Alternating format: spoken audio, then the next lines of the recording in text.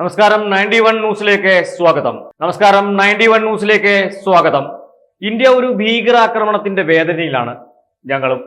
ഒരു കാര്യം ഞങ്ങൾ ഉറപ്പിച്ചു പറയാം, തീവ്രവാദത്തിന്റെ ദിനങ്ങൾ എണ്ണപ്പെട്ട് കഴിഞ്ഞു. ഇന്ത്യയിലെ സാധാരണക്കാർക്കെതിരെ തീവ്രവാദി ആക്രമണം നടത്തിയതോടെ സ്വന്തം ശവക്കുഴിയാണ് പാകിസ്ഥാൻ തോണ്ടിയിരിക്കുന്നത്. തീവ്രവാദി ആക്രമണത്തിൽ 28 പേരാണ് കൊല്ലപ്പെട്ടിരിക്കുന്നത്.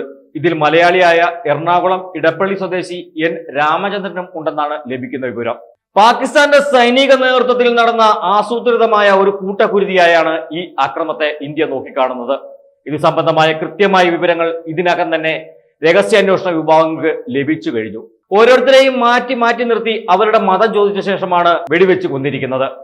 അമേരിക്കൻ വൈസ് പ്രസിഡന്റ് ഇന്ത്യയിൽ ഉള്ളപ്പോൾ നടന്ന ഈ ആക്രമണത്തെ അമേരിക്കയും ഗൗരവമായാണ് കാണുന്നത്. ഇന്ത്യക്ക് ഏത് തരം തിരിച്ചടി നടത്താനും അവകാശമുണ്ടെന്ന നിലപാടിലാണ് ഇപ്പോൾ അമേരിക്ക മാറിയിരിക്കുന്നത്. സൗദി സന്ദർശനത്തിനിടെ പ്രധാനമന്ത്രി നരേന്ദ്രമോദിക്ക് അറബ് രാജ്യങ്ങളും പിന്തുണ പ്രഖ്യാപിച്ചിട്ടുണ്ട്. സാധാരണക്കാർക്ക് നേരെ നടന്ന ഈ ആക്രമണത്തെ ഒരു കാരണവശാലും അംഗീകരിക്കാൻ കഴിയില്ലെന്ന നിലപാടിലാണ് America, Russia, Saudi Arabia, Israel, UAE, Iran, Britain, France തുടങ്ങിയ രാജ്യങ്ങൾ. അക്രമത്തിൽ നടുക്കം പ്രകടിപ്പിച്ച ലോകരാജ്യങ്ങൾ ഇന്ത്യക്ക് പിന്തുണ പ്രഖ്യാപിച്ചിട്ടുണ്ട്. ഇതോടെ പാകിസ്ഥാനാണ് ഒറ്റപ്പെട്ടിരിക്കുന്നത്. ഇന്ത്യ പാകിസ്ഥാന് നേരെ അക്രമം നടത്തിയാൽ ചൈനയ്ക്ക് പോലും ഇടപെടാൻ പരിമിതി ഉണ്ടാവും.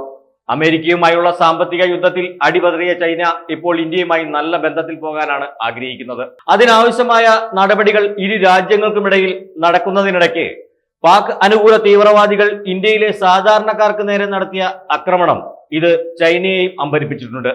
ഇതിന് വലിയ വില പാകിസ്ഥാൻ നൽകേണ്ടി വരുമെന്ന കാര്യത്തിൽ ഇപ്പോൾ ചൈനയ്ക്കും തർക്കമുണ്ടാവില്ല. നമസ്കാരം.